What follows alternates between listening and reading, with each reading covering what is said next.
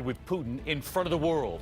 Tonight, what the president said late today at the White House, saying he misspoke, reading from a carefully written script, the lights going out as the president was talking, as Republicans and Democrats tonight offer harsh words for the president.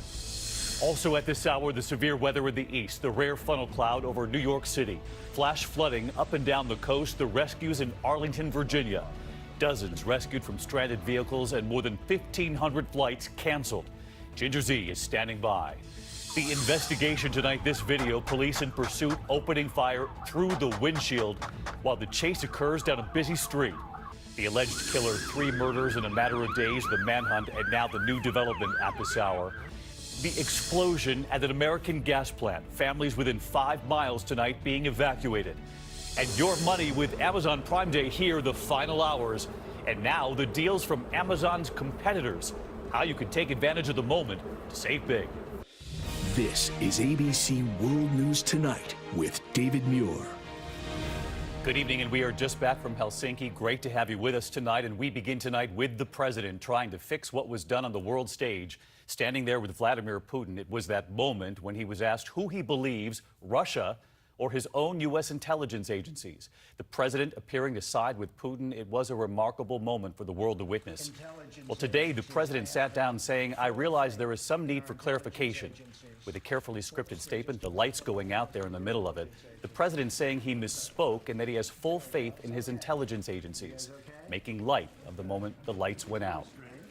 Also at this hour tonight, this effort to clarify his words comes after condemnation from Republicans, Democrats, and members of the intelligence community still stunned by what he said.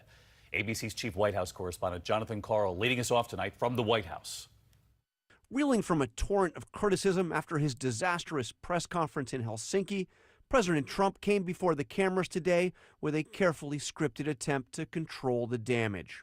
Let me begin by saying that, once again, the full faith and support for America's intelligence agencies. I have a full faith in our intelligence agencies. Whoops, they just turned off the light. That must be the intelligence agencies.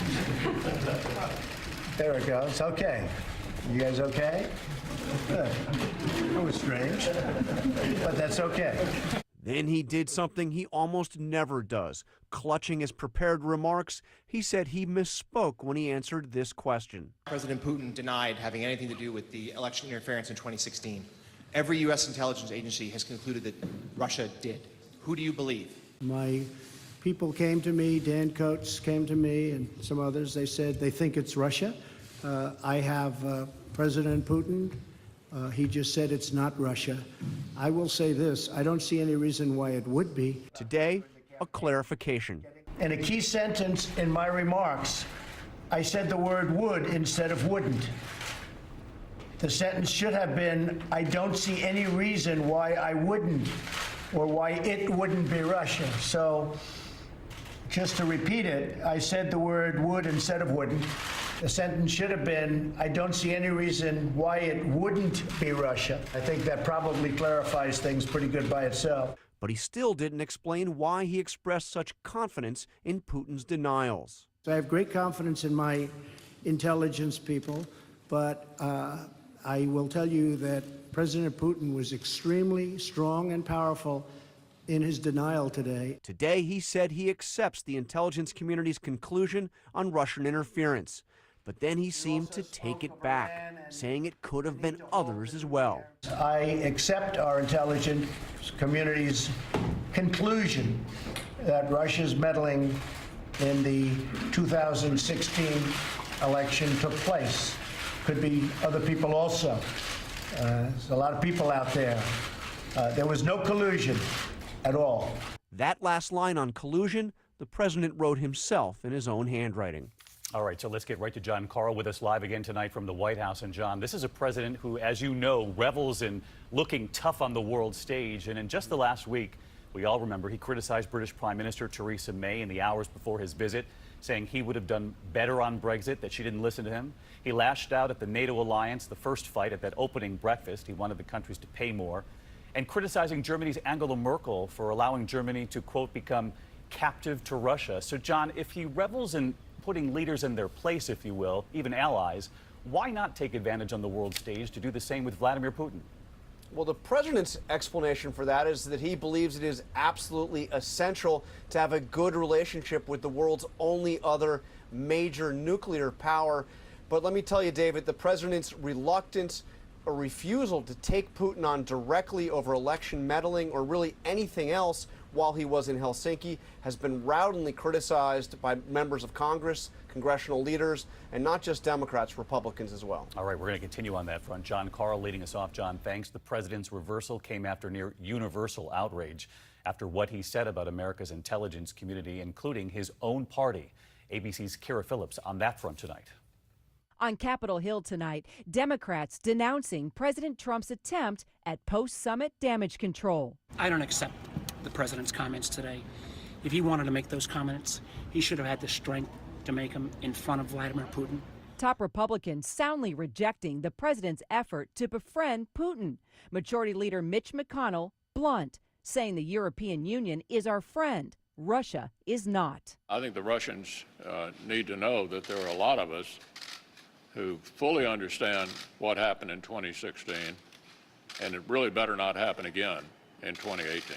No Republican leader giving Putin the benefit of the doubt. Russia is trying to undermine democracy itself, to delegitimize democracy. So for some reason, they can look good by comparison. And speaking out in South Africa today, former President Barack Obama warning against the rise of, quote, strongman politics. Each day's news cycles bringing more head spinning and disturbing headlines. While he didn't mention President Trump by name, the meaning was clear. People just make stuff up. We see the utter loss of shame among political leaders where they're caught in a lie and they just double down and they lie some more. All right, so Kara Phillips with us live tonight. She's inside the White House briefing room. And Kara, we know Special Counsel Robert Mueller indicted those 12 Russian military intelligence officers, named each one of them, for interfering in our election right before this summit. And we all witnessed that moment on the world stage when Vladimir Putin said he offered to President Trump to have his own people interrogate those Russian intelligence officers and invited Mueller's team to come watch. This was President Trump's reaction. What he did is an incredible offer. He offered to have the people working on the case come and work with their investigators with respect to the 12 people. I think that's an incredible offer. Okay, thank you. And so, Kira, 24 hours later, has there been any reaction from Robert Mueller's team or from inside the intelligence community tonight?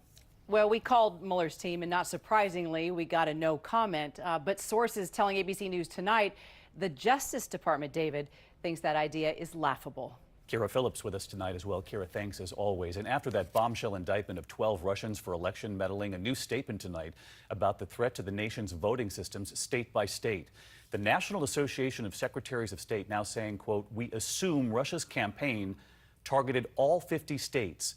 They added, in the vast majority of cases, only preparatory activities such as scanning or basic research was observed, though votes, they say, were not changed.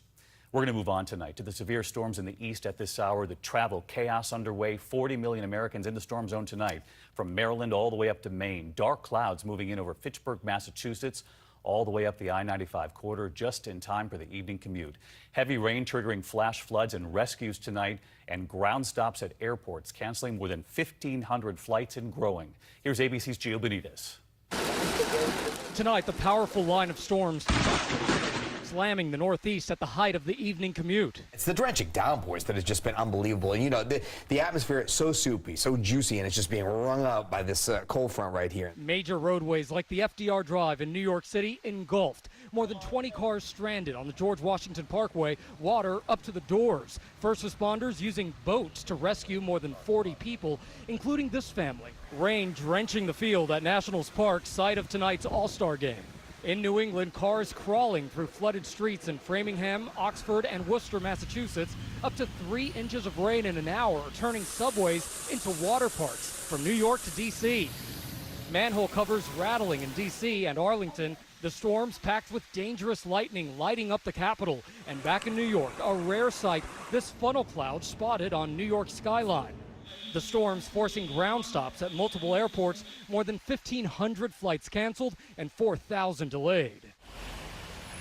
And David, this is FDR Drive, one of the major thoroughfares here in New York City. It was shut down for over an hour. And you know what? Those storms aren't over just yet. Boston still seeing those flash flood alerts right now, David. Yeah, dangerous ride home tonight, Gio. Our thanks to you. Let's get right to Chief Meteorologist Ginger Zee tracking it all for us. Hey, Ginger. David, truly impressive rainfall rates tonight. Reagan International, for example, 2.63 inches of rain in just 42 minutes. Look at that line still blowing through almost in Plymouth, Massachusetts, still raining in Atlantic City, New Jersey. But we will see this move on along that cold front. It'll squeeze all the moisture out. We will dry out and cool down, something the West could only hope to do as we are in the peak of the heat today and tomorrow, where those wildfires are raging so viciously. Reno, Nevada, and a heat advisory going for 103 for tomorrow. Redding, 111, David. And Ginger, you point out those fires. We do have video coming in tonight. More than 40 burning across the West at this hour. The Ferguson fire just outside Yosemite National Park now doubling in size again in just the past 24 hours.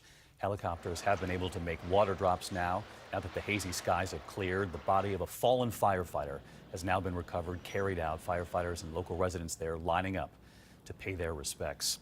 We move on tonight. The high-speed police shootout in Las Vegas on a busy street, all caught on video. An officer under fire, chasing two suspects, then shooting through the windshield with people on the streets. Here's ABC's Matt Gutman tonight with the images. It begins as a routine pursuit of shooting suspects. Charlie 4 in pursuit of the suspect vehicle. But seconds in, routine is shattered. Shots fired, shots fired.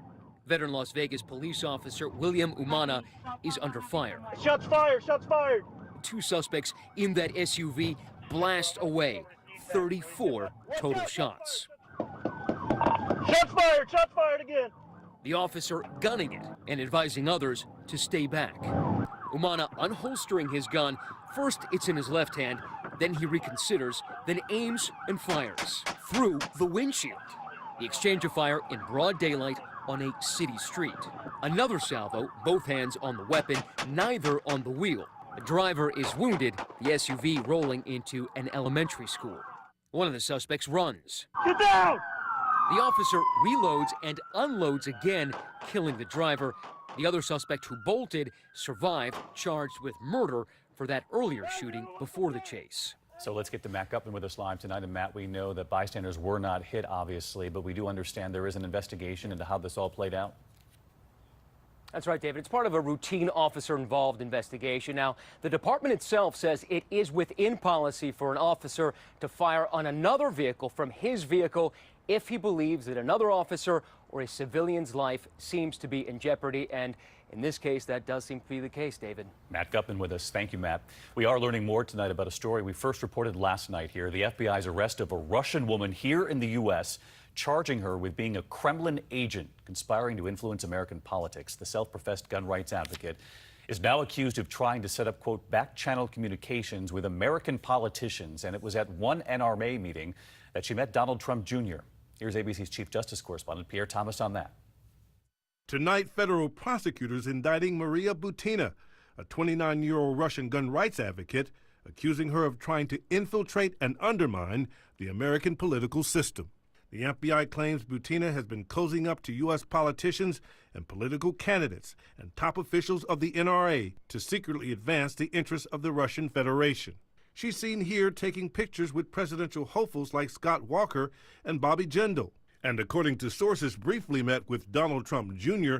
at an NRA convention. Here's Butina at the political conference Freedom Fest in 2015. In Russia, I'm the founder and now I'm the board member of the Right to Bear Arms. At the conference, she can be heard asking then-candidate Donald Trump a question about Russia. Do you want to continue the politics of sanctions? I know Putin, and I'll tell you what, we get along with Putin. Butina is accused of even trying to get Putin an invite to the annual National Prayer Breakfast and of working to create a back channel of communication with American politicians. According to sources, her operations allegedly under the direction of Alexander Torshin, one of Putin's closest allies. Maria Butina. The FBI claims